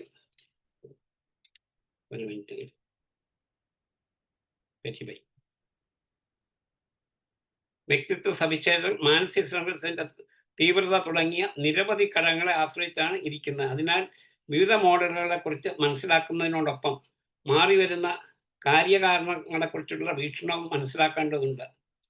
ഒന്ന്, പ്രാഥമിക കാരണങ്ങൾ, പ്രൈമറി കോസ്. മാനസിക രോഗങ്ങൾ ഉണ്ടാകുന്നതിന് ഇത്തരമൊരവസ്ഥ അടിസ്ഥാനപരമായി ഉണ്ടാകണം. ഈ അവസ്ഥയില്ലാതെ രോഗം ഒരിക്കലും ഉണ്ടാകില്ല. ഉദാഹരണമായി മസ്തിഷ്കത്തെ, അതായത് ബ്രെയിനെ ബാധിക്കുന്ന സിഫിലിസ് കൊണ്ട് ഭാഗികമായ പക്ഷാഘാതം ഉണ്ടാകുന്നു. ഇവിടെ മസ്തിഷ്കത്തിന് സംഭവിച്ച പ്രാഥമിക കാരണം. പ്രീ ഡിസ്പോസിങ് കാരണം. മാനസിക രോഗങ്ങൾക്ക് വഴിതെളിക്കുന്നതും അതിനു മുമ്പേ ഉള്ളതുമായ ഒരവസ്ഥയാണിത്. വ്യക്തിയിൽ മാനസിക രോഗങ്ങൾ വരുവാനുള്ള സാധ്യതകൾ ഇതിനാൽ സൃഷ്ടിക്കപ്പെടുന്നു. പ്രസിപ്പിറ്റേറ്റീവ് കോസ്. രോഗസാധ്യതയുള്ള വ്യക്തിയിൽ ഇത് രോഗലക്ഷണങ്ങൾ പുറത്തു വരാൻ ഇട നൽകുന്നു. ഉദാഹരണമായി പ്രേമനൈരാശ്യം രോഗസാധ്യതയുള്ള ഒരാളിൽ മാനസാരോഗ്യം പുറത്തു വരാൻ കാരണമാകുന്നു. 4, പ്രബലന കാരണം, അതായത് റീഇൻഫോഴ്സിങ് ഫാക്ടേഴ്സ്, കോസസ്. വ്യക്തിയിലുള്ള അപസാമാന്യ പെരുമാറ്റം നിലനിർത്തുന്നതിന് ഇടവരുത്തുന്ന അവസ്ഥയാണിത്. ഉദാഹരണമായി രോഗിയാവുന്നത് കൊണ്ട് താൻ ഒഴിവാക്കാൻ ആഗ്രഹിക്കുന്ന സ്വന്തം ഉത്തരവാദിത്വത്തിൽ നിന്ന് ഒരാൾക്ക് രക്ഷപ്പെടാൻ കഴിയുന്നത് പ്രബല കാരണമാണ്. ചില സന്ദർഭങ്ങളിൽ പ്രാഥമിക കാരണം അജ്ഞാതമായിരിക്കാം. മുമ്പ് പ്രസ്താവിച്ച വിവിധ കാരണങ്ങൾ തമ്മിലുള്ള ബന്ധം സങ്കീർണവും അവ്യക്തമായിരിക്കും. ഒരു രോഗത്തിന് തനതായ ഒന്നിൽ കൂടുതൽ കാരണങ്ങൾ ഉണ്ടാകാം. അവയിൽ ഓരോ ഘടകവും എത്രമാത്രം സ്വാധീനം ചെലുത്തുന്നുവെന്ന് കൃത്യമായി മനസ്സിലാക്കാനും പ്രയാസമാണ്. ചിലപ്പോൾ ഒരേ ഘടകം തന്നെ പല രോഗങ്ങൾക്കും കാരണമാകാം. ഒരു രോഗത്തിൽ കാണുന്ന പ്രസിപ്പിറ്റേറ്റിംഗ് കാരണം ക്രമേണ പ്രീഡിസ്പോസിംഗ് കാരണമായി മാറാം. കാര്യകാരണ ബന്ധത്തെക്കുറിച്ചുള്ള മാറിക്കൊണ്ടിരിക്കുന്ന ഈ വീക്ഷണത്തെക്കുറിച്ച് വ്യക്തമായ ധാരണ വേണ്ടതാണ്. മാനസിക രോഗങ്ങൾക്കിടവരുത്തുന്ന ഘടകങ്ങളെ പൊതുവിൽ 3ആയി വിഭജിക്കാവുന്നതാണ്. ജൈവിക ഘടകങ്ങൾ, അതായത് ബയോളജിക്കൽ ഫാക്ടേഴ്സ്, മാനസിക സാമൂഹിക ഘടകങ്ങൾ, സൈക്കോ സോഷ്യൽ ഫാക്ടേഴ്സ്, സാമൂഹിക സാംസ്കാരിക ഘടകങ്ങൾ, സോഷ്യോ കൾച്ചറൽ ഫാക്ടേഴ്സ് എന്നിവയാണ്. ഇവിടെ കൾച്ചറൽ വന്നിട്ടുണ്ട്. ജൈവിക ഘടകങ്ങൾ നമ്മുടെ പെരുമാറ്റത്തിൻ്റെ എല്ലാ വശങ്ങളെയും സ്വാധീനിക്കുന്നുണ്ട്. ജനിതക തകരാറുകൾ, രോഗങ്ങൾ, അന്തഃസ്രാവി ഗ്രന്ഥികളുടെ ക്രമവിരുദ്ധമായ പ്രവർത്തനം, പോഷണക്കുറവ്, പരിക്കുകൾ തുടങ്ങിയ വികാസത്തെ, സാധാരണ പ്രവർത്തനത്തെയും തടസ്സപ്പെടുത്തുകയും അപസാമാന്യ പെരുമാറ്റത്തിന് കാരണമായി തീരുകയും ചെയ്യുന്നു. ജനിതക തകരാറുകൾ, ജനറ്റിക് ഫാക്ടേഴ്സ്, ഘടനാപരമായ കുറവുകൾ, കോൺസ്റ്റിറ്റ്യൂഷണൽ ലയബിലിറ്റീസ്, ഭൗതിക അപര്യാപ്തതകൾ, ഫിസിക്കൽ ഡിപ്രവേഷൻ, ദോഷകരമായ വൈകാരിക പ്രക്രിയകൾ, ഡിസ്റപ്റ്റീവ് എമോഷണൽ പ്രോസസ്, മസ്തിഷ്ക തകരാറുകൾ, ബ്രെയിൻ പതോളജി തുടങ്ങിയവ ഈ കൂട്ടത്തിൽപ്പെടുന്നു. ഇത് വ്യത്യസ്ത തോതിൽ സമന്വയിച്ച് പ്രാഥമിക കാരണമോ പ്രീഡിസ്പോസിങ് കാരണമോ പ്രസിപ്പിറ്റേറ്റിംഗ് കാരണമോ പ്രബല കാരണമായി പ്രവർത്തിക്കാം. ജനിതക തകരാറുകൾ, ക്രോമസോം ക്രമക്കേടുകൾ, ജീനുകളിലെ കുഴപ്പങ്ങൾ, പാരമ്പര്യമായി സിദ്ധിച്ച പ്രീഡിസ്പോസിങ് ഘടകങ്ങൾ ഇവ പ്രാധാന്യം അറിയിക്കുന്നു. ക്രോമസോം ക്രമക്കേടുകൾ. പാരമ്പര്യത്തിൻ്റെ അടിസ്ഥാന ഘടകം ക്രോമസോം എന്നറിയപ്പെടുന്ന വസ്തുവാണ്. നമ്മുടെ മാതാപിതാക്കളിൽ നിന്നും നമുക്ക് ലഭിക്കുന്നതിനും നമ്മളിൽ നിന്ന് നമ്മുടെ കുട്ടികൾക്ക് കോശങ്ങളിലും ക്രോമസോമുകൾ കാണപ്പെടുന്നു. എങ്കിലും ശുക്ലാണുവിലെയും അണ്ടാണുവിലെയും ക്രോമസോമുകൾക്ക് മാത്രമേ പാരമ്പര്യവുമായി ബന്ധമുള്ളൂ. ശരീരത്തിലെ കോശങ്ങളിൽ 46 ക്രോമസോമുകൾ വീതം കാണപ്പെടുന്നു. ഗർഭധാരണ സമയത്ത് ഇതിൽ 23 പിതാവിൻ്റെ ശുക്ലത്തിൽ നിന്നും 23 മാതാവിൻ്റെ അണ്ടത്തിൽ നിന്നും ലഭിക്കുന്നതാണ്. ഈ 46 23 ജോഡികളായി മാറുന്നു. കുട്ടി വളരുമ്പോൾ അതിൻ്റെ എല്ലാ കോശങ്ങളിലും ഇത്തരത്തിലുള്ള 23 ജോഡി ക്രോമസോമുകൾ രൂപപ്പെടുന്നു. ഓരോ ക്രോമസോമും ജീനുകൾ എന്നറിയപ്പെടുന്ന വസ്തുക്കൾ അടങ്ങിയതാണ്. 23 ജോഡി ക്രോമസോമുകൾ ഉള്ളതിൽ 22 ജോഡി ഓട്ടോസോമുകൾ എന്നറിയപ്പെടുന്നു. ശാരീരിക സവിശേഷതകൾ നിർണ്ണയിക്കാനാണിവ. 23ാമത്തെ ജോഡിയാണ് ജനിക്കുന്ന ശിശു ആണോ പെണ്ണോ എന്ന് നിർണ്ണയിക്കുന്നത്. ഇവയെ സെക്സ് ക്രോമസോം എന്ന് പറയുന്നു. സ്ത്രീകളിൽ ഈ 2 ക്രോമസോമുകളും ഒരേപോലെ എക്സസ് ഉള്ളതായിരിക്കും. പുരുഷന്മാരിൽ XY എന്നിങ്ങനെയുമായിരിക്കും. ജനിക്കുന്ന ശിശുവിൻ്റെ ലിംഗം നിർണ്ണയിക്കുന്ന വാസ്തവത്തിൽ പിതാവിൽ നിന്ന് ലഭിക്കുന്ന XY ക്രോമസോമുകളിൽ ഒന്നാണ് എന്നതിനെ ആശ്രയിച്ചിരിക്കുന്നു. ശാരീരികവും മാനസികവുമായ പല തകരാറുകളും അസുഖങ്ങളും ക്രോമസോമുകളുടെ ക്രമക്കേട് മൂലം ഉണ്ടാകുന്നതായി കണ്ടിട്ടുണ്ട്. ചിലപ്പോൾ 23ാമത്തെ ജോഡി ക്രോമസോമുകളിൽ 2 X ക്രോമസോമുകൾക്ക് പകരം ഒരെണ്ണം മാത്രമേ ഉള്ള പെൺകുട്ടി ജനിക്കാൻ ഇടയുണ്ട്. ഈ അവസ്ഥയ്ക്ക് ടർണർ സിൻഡ്രോം എന്ന് പറയുന്നു. ഇവർ ഉയരം വളരെ കുറഞ്ഞവരും പ്രായപൂർത്തിയായാൽ പോലും ലൈംഗിക വികാസം പ്രാപിക്കാത്തവരുമാണ്. ബുദ്ധിക്ക് കാര്യമായ തകരാറൊന്നുമില്ലെങ്കിലും കണക്ക് കൂട്ടുന്നതിനും ചില ദൃശ്യപരീക്ഷണങ്ങൾ ചെയ്യുന്നതിനും ഇവർക്ക് ബുദ്ധിമുട്ട് അനുഭവപ്പെടുന്നു. 23ാമത്തെ ക്രോമസോം വിഭജനം നടന്നാൽ പറ്റുന്ന തകരാറ് കൊണ്ട് 23ാമത്തെ ജോഡിയിൽ 2 പകരം 3 ക്രോമസോമുകൾ ഉണ്ടാകുന്നു. കൂടുതലായി കാണുന്നത് X അല്ലെങ്കിൽ Y ആകാം. XXY ആണെങ്കിൽ അവർക്ക് പുരുഷലിംഗവും വൃഷണവും ഉണ്ടാകുമെങ്കിലും ട്രൈന സവിശേഷതകൾ കൂടി കാണപ്പെടുന്നു. അയാളുടെ സ്തനങ്ങൾ സ്ത്രീകളുടേതുപോലെ വലുതും വൃഷണങ്ങൾ ചെറുതും ശുക്ലോത്പാദന ശേഷി ഇല്ലാത്തതുമായിരിക്കും. ഇങ്ങനെ ക്ലിപ്പർട്ടേ സിൻഡ്രോം എന്ന് പറയുന്നു. ഇവരിൽ പകുതിയോളം ബുദ്ധിമാന്യം ഉള്ളവരുമായിരിക്കും. ക്രോമസോം തകരാറ് കൊണ്ടുണ്ടാകുന്ന മറ്റൊരു രോഗമാണ് ഡൗൺ സിൻഡ്രോം അഥവാ മംഗോളിസം. ശാരീരികമായ വൈകല്യമുള്ളവരെ കൂടി കണക്കാക്കപ്പെടുന്ന ബുദ്ധിമാന്യമാണിത്. ഇവരുടെ 21ാമത്തെ ജോഡി ക്രോമസോമിൽ 2 പകരം 3 ക്രോമസോമുകൾ ഉണ്ടായിരിക്കും. ഇത് ഒരു ക്രോമസോം തകരാറാണെങ്കിലും പാരമ്പര്യമായി കണ്ടുവരുന്നതല്ല. ചില മനഃശാസ്ത്രജ്ഞന്മാരുടെ അഭിപ്രായത്തിൽ ക്രോമസോമുകളുടെ എണ്ണക്കൂടുതലും സാമൂഹിക വ്യക്തിത്വവും തമ്മിൽ ബന്ധമുണ്ട്. ഒരു പഠനത്തിൽ XYY ക്രോമസോമുകൾ ഉള്ള പുരുഷൻ ഉയരമുള്ളവരും അമിതമായ അക്രമവാസന ഉള്ളവരുമാണെന്ന് കണ്ടിട്ടുണ്ട്. ക്രോമസോം ക്രമക്കേടുകൾ പല കാരണങ്ങൾ കൊണ്ട് സംഭവിക്കാം. എക്സ്റേ, മറ്റു തരത്തിലുള്ള റേഡിയേഷൻ, ചില ജൈവരാസ പ്രക്രിയകൾ, പരിസ്ഥിതിയിലുള്ള ചില സ്വാധീനങ്ങൾ തുടങ്ങിയ മൂലം ക്രോമസോമുകളിലെയോ അവയുടെ വിഭജനത്തിലെ തകരാറുകൾ ഉണ്ടാകാം. ജനിതക വൈകല്യങ്ങൾ. ഓരോ ക്രോമസോമും ജീനുകൾ അല്ലെങ്കിൽ ജീൻസ് എന്നറിയപ്പെടുന്ന വസ്തുക്കൾ അടങ്ങിയതാണ്. ജീനുകളാണ് യഥാർത്ഥ ജനിതക ഏകകങ്ങൾ. ക്രോമസോമുകളെ പോലെ തന്നെ ഇവയും ജോഡികളായിട്ടാണ് കാണപ്പെടുന്നത്. ഈ ജോഡികളിൽ ഒരെണ്ണം പിതാവിൻ്റെ ശുക്ലത്തിൽ നിന്നും ഒരെണ്ണം മാതാവിൻ്റെ അണ്ടത്തിൽ നിന്നും വരുന്നതാണ്. ഓരോ ക്രോമസോമിനെയും 1000 അതിലധികമോ ജീനുകൾ അടങ്ങിയിരിക്കുന്നു. ഓരോ ജീനും നിരവധി വ്യക്തിത്വ സവിശേഷതകളെ നിർണ്ണയിക്കുന്നു. പല സവിശേഷതകളും നിർണ്ണയിക്കുന്നു പല ജീനുകളായതിനാൽ പാരമ്പര്യ നിർണ്ണയം വളരെ സങ്കീർണമാകുന്നു. ഓരോ ക്രോമസോമിലും 1000-ലധികം ജീനുകളും ഓരോ ജീനിലും അനേകം സവിശേഷതകളെ നിയന്ത്രിക്കാനുള്ള ശക്തിയും അടങ്ങിയിരിക്കുന്നു. ഗർഭധാരണ സമയത്ത് ഒരു ശിശുവിന് ലഭിക്കുന്ന ജീനുകൾ അതേ മാതാപിതാക്കളുടെ മറ്റു കുട്ടികൾക്ക് ലഭിക്കണമെന്നില്ല. അതിനാൽ അവരുടെ സ്വഭാവവും വ്യക്തിത്വ സവിശേഷതകളും വ്യത്യസ്തമായിരിക്കും. എന്നാൽ ഏകാണ്ട ഇരട്ടകൾ, അതായത് ഐഡന്റിക്കൽ ട്വിൻസ് എന്നറിയപ്പെടുന്ന ഇരട്ടകൾക്ക് ഒരേ തരത്തിലുള്ള ക്രോമസോമുകളും ജീനുകളുമായിരിക്കും ലഭിക്കുന്നത്. അതിനാൽ അവരുടെ സ്വഭാവവും പെരുമാറ്റ സവിശേഷതകളും ഒരുപോലെ ആയിരിക്കും. ജീനുകളുടെ ഒരു പ്രധാനപ്പെട്ട സവിശേഷത പ്രഭാവി അപ്രഭാവി ഗുണങ്ങളാണ്. ഒരു ജോഡിയിലെ 2 ജീനുകളുടെ പ്രഭാവിയാണെങ്കിൽ അവയിൽ നിശ്ചിതമായിട്ടുള്ള സവിശേഷതകൾ വ്യക്തിയിൽ കാണപ്പെടും. എന്നാൽ ഒരെണ്ണം പ്രഭാവിയും മറ്റൊന്ന് അപ്രഭാവിയുമാണെങ്കിൽ പ്രഭാവി ജീനിന്റെ സവിശേഷതകൾ വ്യക്തിയിൽ കാണും. അപ്രഭാവി ജീനിന്റെ സവിശേഷതകൾ അവരുടെ കുട്ടികളിലേക്ക് അഥവാ അടുത്ത തലമുറയിലേക്ക് പകരുകയാണ് ചെയ്യുന്നത്. 2 ജീനുകളുടെയും അപ്രഭാവിയാണെങ്കിൽ മാത്രമേ അതിൻ്റെ സവിശേഷതകൾ വ്യക്തിയിൽ കാണപ്പെടുകയുള്ളൂ. പല ഗുണങ്ങളും ഒന്നിലധികം ജീനുകളെ ആശ്രയിച്ചാണ് ഇരിക്കുന്നത്. കായികമായ കഴിവുകൾ, ബുദ്ധിമാനസിക പ്രകൃതം, മാനസിക പ്രകൃതം, ചില മനോരോഗങ്ങൾ പിടിപെടാനുള്ള സാധ്യത, പെരുമാറ്റ വ്യതിയാനങ്ങൾ തുടങ്ങിയ പല ജോഡി ജീനുകൾ ചേർന്നാണ് നിർണ്ണയപ്പെടുന്നത്. ചില ജീനുകൾക്ക് ഓരോ തലമുറയിലും ചില മാറ്റങ്ങൾ സംഭവിക്കാനുള്ള സാധ്യതയുണ്ട്. ഓരോ വ്യക്തിയും 5 മുതൽ 10 വരെ മ്യൂട്ടന്റ് ജീനുകൾ വഹിക്കുന്നുണ്ട്. അണൈസേഷൻ, റേഡിയേഷൻ, ചില മരുന്നുകൾ, രാസവസ്തുക്കൾ തുടങ്ങിയവ ജീൻ മ്യൂട്ടേഷന് ഇടവരുത്തുന്നു.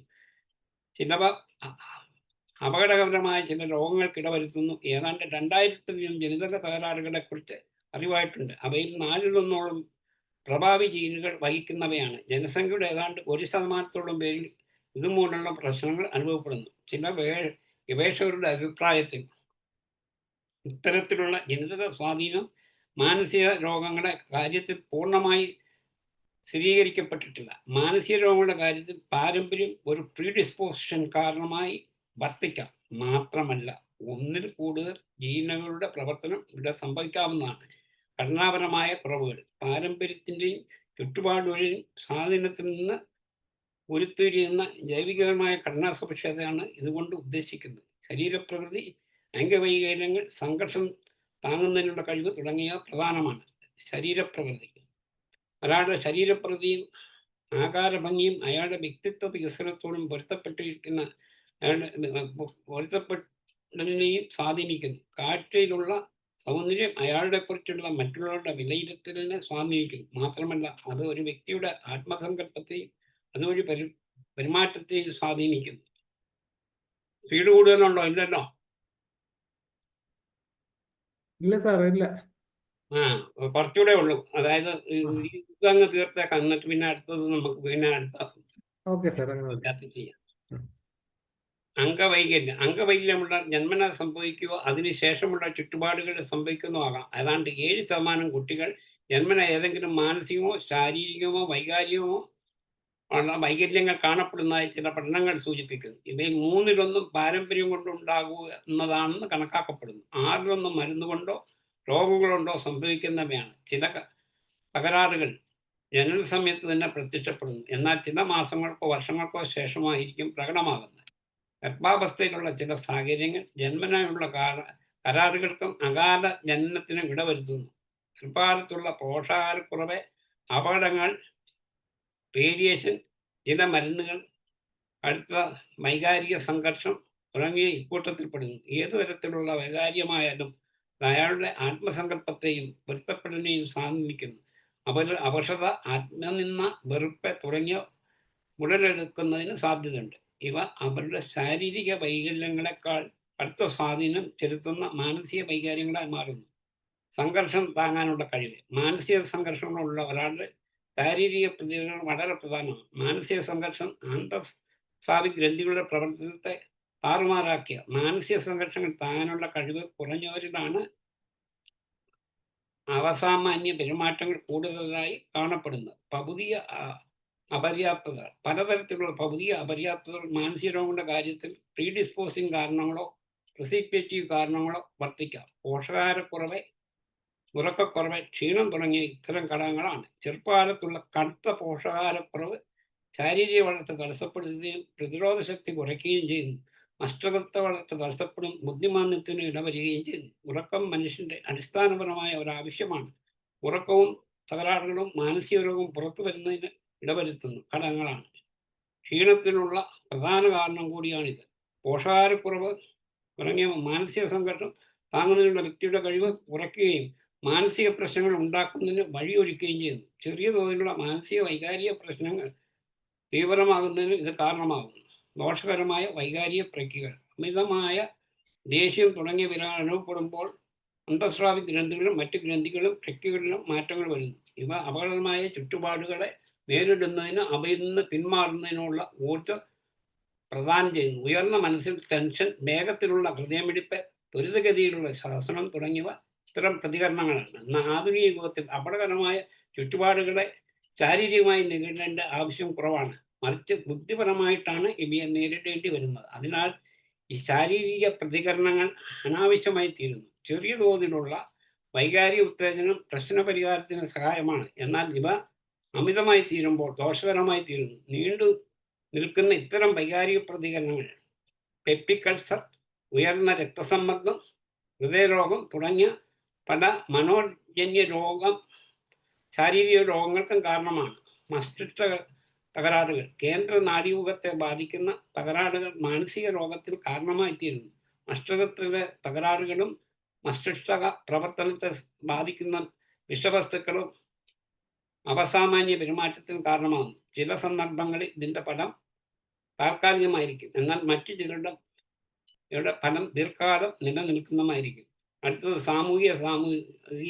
മാനസിക സാമൂഹിക ഘടകങ്ങൾ. അത് അടുത്ത ക്ലാസ്സിൽ അതിൻ്റെ ബാക്കി പറയാം. ഇനി ആർക്കെങ്കിലും എന്തെങ്കിലും കോൺട്രിബ്യൂട്ട് ചെയ്യാനോ ആഡ് ചെയ്യാനോ ചോദ്യം ചോദിക്കാനോ ഈ പറഞ്ഞ സബ്ജക്റ്റിൽ പറഞ്ഞിടത്തോളം ഭാഗത്തു നിന്ന് എന്ത് സംശയം ഉണ്ടെങ്കിലും ചോദിക്കാം. അല്ലെങ്കിൽ ആഡ് ചെയ്യേണ്ടിയവർക്ക് ഡോക്ടർ മനോജ് എന്തെങ്കിലും പറയാനുണ്ടെങ്കിൽ ഡോക്ടർ മനോജ് GS പറയട്ടെ. സാറ് വളരെ ആഴത്തിൽ സംസാരിച്ച് ഒരുപാട് കാര്യങ്ങൾ പറയുകയുണ്ടായി. ജനിതക ഘടകങ്ങള്, പാരമ്പര്യ ഘടകങ്ങളെ കുറിച്ച് പറയുകയുണ്ടായി. നമ്മൾ ഇതിൽ സാംസ്കാരികമായി നോക്കിയാൽ തന്നെ തീർച്ചയായിട്ടും പഴയ കാലത്തേക്ക് നോക്കിയാൽ ഒരുപാട് ഉദാഹരണങ്ങൾ ഇതിനുണ്ട്. ഏതൊക്കെ രീതിയിൽ തന്നെ അഭിമന്യുവിന്റെ കാര്യം ഉൾപ്പെടെ, അമ്മയുടെ ഗർഭപാത്രത്തിൽ നിന്ന് പഠിച്ച കാര്യങ്ങൾ ഉൾപ്പെടെ, അതുപോലെ സ്വാതിരുന്നാളിനെ കുറിച്ച് ഗർഭശ്രീമാൻ എന്നാ പറയുന്നത്. അപ്പൊ അവിടെ തന്നെ തുടങ്ങുകയാണ്. അപ്പം അമ്മയുടെ കൾച്ചറും ഈ പറഞ്ഞ അച്ഛന്റെ കൾച്ചറും സാഹചര്യങ്ങളും എല്ലാം ചേർന്ന്, അതോടൊപ്പം തന്നെ ആധുനിക കാലത്തെ ചില സ്ട്രെസ്, അനാവശ്യമായുള്ള സമ്മർദ്ദങ്ങൾ, ഇതെല്ലാം തന്നെ, പിന്നെ ഉറക്കക്കുറവ്, ഇതും വലിയ പ്രശ്നം ഉണ്ടാക്കുന്നുണ്ട്. പിന്നെ മരുന്നുകളുടെ ഉപയോഗം. ഇപ്പൊ ആർക്കെങ്കിലും എന്തെങ്കിലും സംശയങ്ങൾ ഉണ്ടെങ്കിൽ ചോദിക്കാം. അതുപോലെ തന്നെ കൂടുതൽ കാര്യങ്ങൾ ആഡ് ചെയ്യാം. അങ്ങനെ ആകുമ്പോൾ ഇതൊരു ഹെൽത്തി ഡിസ്കഷൻ ആയിട്ട് മാറുള്ളൂ. ദയവായിട്ട് ഹാൻഡ് റൈസ് ചെയ്യുക. വേറെ 10 മിനിറ്റ് കൂടെ സംസാരിക്കാൻ സബ്ജക്റ്റ് ഇല്ലാഞ്ഞിട്ടല്ല, ഡിസ്കഷനോട് ഉണ്ടെങ്കിൽ നമുക്ക് അറിവ് പകരുന്നതിനോടൊപ്പം അറിവ് നേടുകയും ചെയ്യാം. അതാണ് ഇതിനകത്തെ ഗുണം. തീർച്ചയായിട്ടും കൂടും പലതുള്ളി പെരുവെള്ളം എന്ന് പറഞ്ഞാൽ മതി. അതെ അതെ. ആരും നമുക്കറിയാം മെറ്റീരിയൽ പിറകിൽ അദ്ദേഹം ഏറ്റവും അവസാനമാണ് ഈ പറഞ്ഞ മെന്റൽ സിംറ്റംസ് എല്ലാം കൊടുത്തത്. ഒരു കേസ് എടുത്തു കഴിഞ്ഞ് ലാസ്റ്റിലായിരിക്കുമല്ലോ ഒരു പക്ഷേ ഒരു ഡോക്ടർക്ക് ഒരു കൺക്ലൂഷനിൽ എത്തുന്നത്. അതുകൊണ്ടായിരിക്കാം ഹനുമാൻ എപ്പോഴും ലാസ്റ്റിലാണ് മെന്റൽ സിംറ്റംസ് പറഞ്ഞിട്ടുള്ളത്. മെറ്റീരിയൽ പിറകെ അറിയാം. പിന്നെ രോഗിയോട് തന്നെ ചോദിച്ചിട്ട് കാര്യമില്ല. ഒന്ന് ഒബ്സർവേഷൻ, അടുത്തത് പിന്നെ രോഗിയുടെ ബൈസ്റ്റാൻഡറോട് ചോദിക്കണം. ഏറ്റവും എളുപ്പമുള്ളത് ഭാര്യയോട് ചോദിക്കുന്ന, അല്ലെ ഭർത്താവാണെങ്കിൽ ഭാര്യയോടും, ഭാര്യയാണെങ്കിൽ ഭർത്താവിനോടും. പിന്നെ ബാക്കിയുള്ളവരോടും ചോദിക്കാം കൺഫർമേഷന് വേണ്ടി. അത് പലപ്പോഴും കേസെടുക്കുമ്പോൾ പേഷ്യൻ്റ് വിചാരിക്കും ഞാൻ ചെയ്യുന്നതെല്ലാം നല്ലതാണ്, എൻ്റേതെല്ലാം നോർമലാണെന്ന് വിചാരിക്കും. അവരെ അബ്നോർമൽ കാണാത്തത് കൊണ്ട് അങ്ങനെ. ഉദാഹരണത്തിന് ഒരിക്കൽ ഒരു പേഷ്യൻറ്റിനോട് ഞാൻ ചോദിച്ചു, അന്നേരം പറഞ്ഞു മോന് 50 വയസ്സുണ്ട്, എന്നെ കല്യാണം കഴിക്കാത്തതെന്ന് ചോദിച്ചപ്പം പറഞ്ഞു അവന് കല്യാണം കഴിക്കുന്ന ഇഷ്ടമല്ല എന്ന് പറഞ്ഞു. എന്നാൽ അടുത്ത പേഷ്യൻ്റ് ഈ പേഷ്യൻറ്റിൻ്റെ വീട്ടിലെ ജോലിക്കാരത്തിയാണ്. അവർ വന്നിട്ട് മറ്റൊരു മാറിയിരിപ്പുണ്ട്. അവർ പറഞ്ഞത് മുഴുവൻ നുണയാണ്.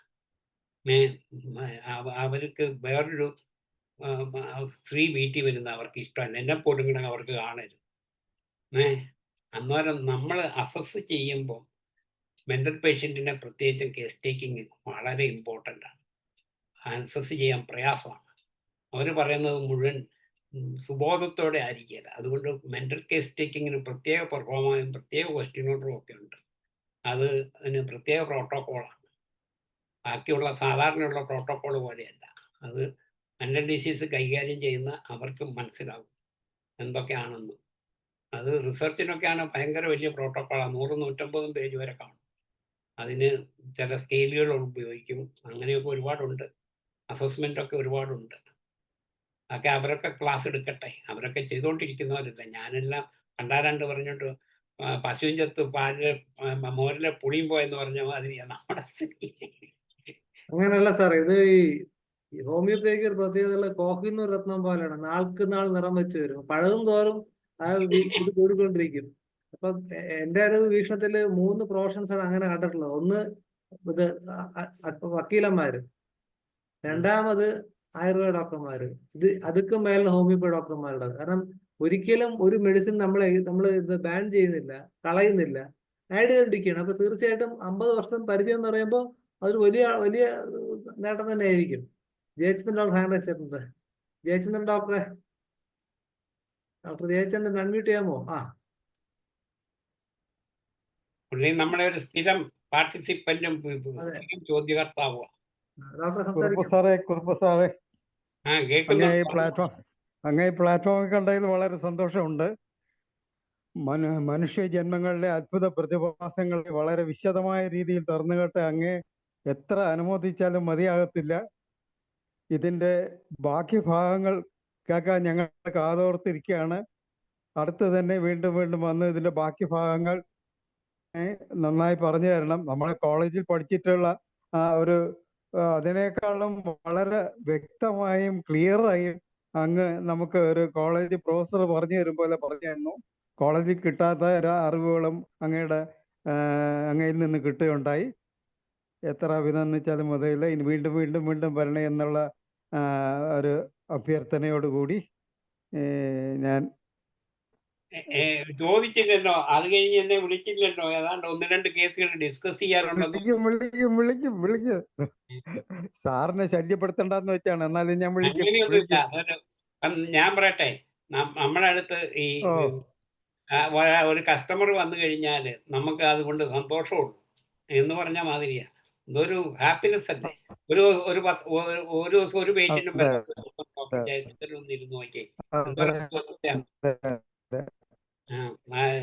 പേഷ്യന്റ് വന്നുകൊണ്ടില്ല, രോഗികളെ കുറവാക്കാനൂടെ പറ്റണം. എന്നാലാണ് അതിൻ്റെ അകത്ത് ആ സന്തോഷം അങ്ങേയറ്റം. ശ്രീധരൻ സാർ റെഡിയാണ്, റെഡി ആയിട്ടിരിക്കുകയാണ്. Ismail Sait sir, Sait sir unmute ചെയ്യാമോ? എന്ത് സംശയം വന്നാലും ഞാൻ വിളിക്കും. ഓക്കെ. സേഡ് സാർ ഉണ്ടോ? സാറുണ്ടോ? അൺമ്യൂട്ട് ചെയ്യാമോ? സാറ് ഇടയ്ക്ക് കയറി നോക്കും ആരൊക്കെ എന്നൊക്കെയാ ചെയ്യുന്നത്. അല്ല, ഉണ്ട് സാറുണ്ട്. സാറേ സംസാരിക്കാം സാർ. ഇപ്പോഴത്തെ കാലത്ത് നല്ലൊരു ചിന്താഗതിയാണ് ഈ മാനസിക രോഗത്തിന് ഹോമിയോപ്പതി. ഒരുപാട് മരുന്ന് നമുക്കുണ്ട്, ഒരുപാട് ഉപയോഗപ്പെടുത്തുന്ന മരുന്നുകൾ. ഈ സിസ്റ്റം ഞാൻ കോട്ടയത്ത് തന്നെ പോയിട്ടുണ്ട്. ഉൾപ്പുസാർ പോയിട്ട് വളരെ മുമ്പേ ഞാൻ ബന്ധമുണ്ട്. DP ഉള്ളപ്പോൾ പോയ ബന്ധമാണ് ഉൾപ്പുസായിട്ട് ബന്ധം. സാർ പിന്നെ കോട്ടയത്ത് വന്നു.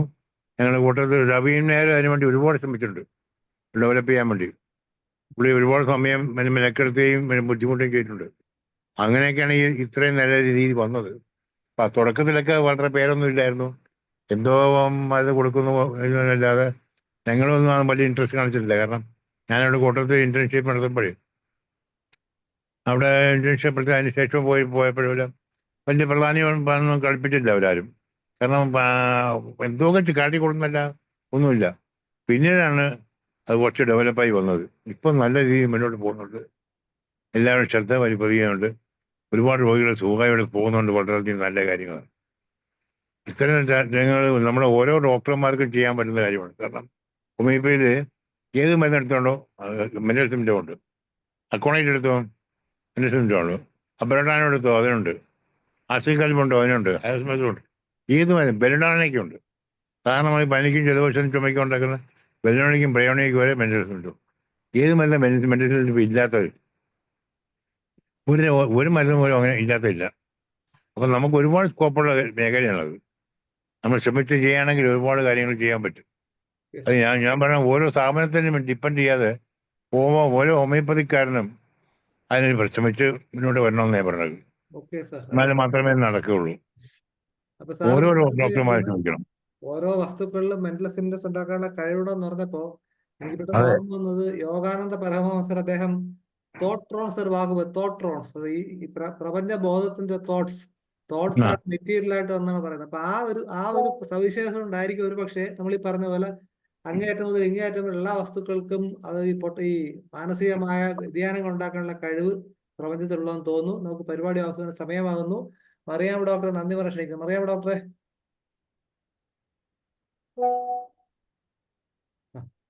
നന്ദി മനോജ് ഡോക്ടറെ.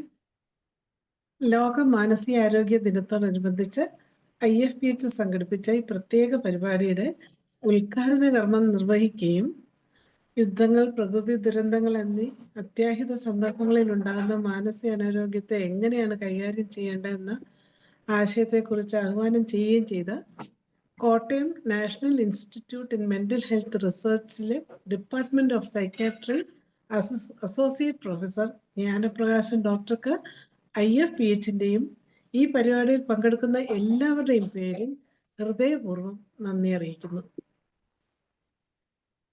മാനസികാരോഗ്യത്തിൽ സംസ്കാരത്തിന്റെ പങ്ക് എന്ന വിഷയത്തിൽ മുഖ്യ പ്രഭാഷണം നടത്തുകയും Kottayam national institute in mental health റിസർച്ചിലെ വളർച്ചയിൽ പങ്കെടുക്കാൻ സാധിച്ചതിന്റെ സന്തോഷം നമ്മെ അറിയിക്കുകയും മാനസികാരോഗ്യം എന്ന് പറഞ്ഞാൽ എന്താണെന്നും മാനസിക രോഗങ്ങളും അവയുടെ പൊതുവായ കാരണങ്ങളെക്കുറിച്ചും പ്രത്യേകിച്ച് ജനിതക കാരണങ്ങളെക്കുറിച്ചും വളരെ വിശദമായി നമുക്ക് പറഞ്ഞു തന്ന IFPHന്റെ സ്വന്തം ഡോക്ടർ ശ്രീധരക്കുറുപ്പ് സാറിന് IFPHന്റെയും ഇതിൽ പങ്കെടുക്കുന്ന എല്ലാവരുടെയും പേരിൽ ആദരപൂർവ്വം നന്ദി അറിയിക്കുകയാണ്. മാനസികാരോഗ്യ ചികിത്സയിൽ ഹോമിയോപ്പതിയുടെ സാധ്യതകളെ കുറിച്ച് വിവരിച്ച IFPH president doctor Ismail Said സാറിനും ഹൃദയപൂർവ്വം നന്ദി അറിയിക്കുന്നു. ഇന്നത്തെ ഈ പ്രത്യേക പരിപാടിയുടെ മോഡറേറ്ററും ഔപചാരികമായി സ്വാഗതം ആശംസിക്കുകയും ചെയ്ത മനോജ് ഡോക്ടർക്ക് സ്നേഹപൂർവ്വം നന്ദി അറിയിക്കുകയാണ്. ഇന്നത്തെ ഈ പരിപാടിയിൽ പങ്കെടുത്ത എല്ലാ ഹോമിയോപ്പതി സ്നേഹികൾക്കും ഡോക്ടർമാർക്കും വിദ്യാർത്ഥികൾക്കും ആയിരം നന്ദി അറിയിക്കുന്നു. എല്ലാറ്റിലും ഉപരിയായി ഈശ്വരന് നന്ദി അർപ്പിച്ചുകൊണ്ട് നിർത്തുന്നു. നന്ദി, നമസ്കാരം. നാളെ രാത്രി 9:30 സംഘർഷങ്ങൾ ഹോമിയോപ്പതി ചികിത്സ മാനസികമായ അവസ്ഥയെ കുറിച്ചുള്ള ഡോക്ടർ നിത്യയുടെ ക്ലാസ് ഉണ്ട്. ഇപ്പൊ ജ്ഞാനപ്രകാശ് സാറിന് പറയുന്നത് അങ്ങയും അങ്ങയുടെ വീട്ടിൽ അവിടുത്തെ വിദ്യാർത്ഥികളും റെഗുലറായിട്ട് പങ്കെടുക്കുക. തീർച്ചയായിട്ടും നിങ്ങളുടെ സാന്നിധ്യം നമ്മളേവരും വളരെ പ്രതീക്ഷയോടെ നോക്കുന്ന ഒരു സ്ഥാപനമാണ്. ഇത്തരം പറഞ്ഞുകൊണ്ട് ഈ പരിപാടി അവിടെ അവസാനിപ്പിക്കുകയാണ്. നാളെ ഇതേ സമയം വീണ്ടും കാണാവുന്ന പ്രതീക്ഷയുടെ ശുഭരാത്രി നേരുന്നു. നന്ദി, നമസ്കാരം.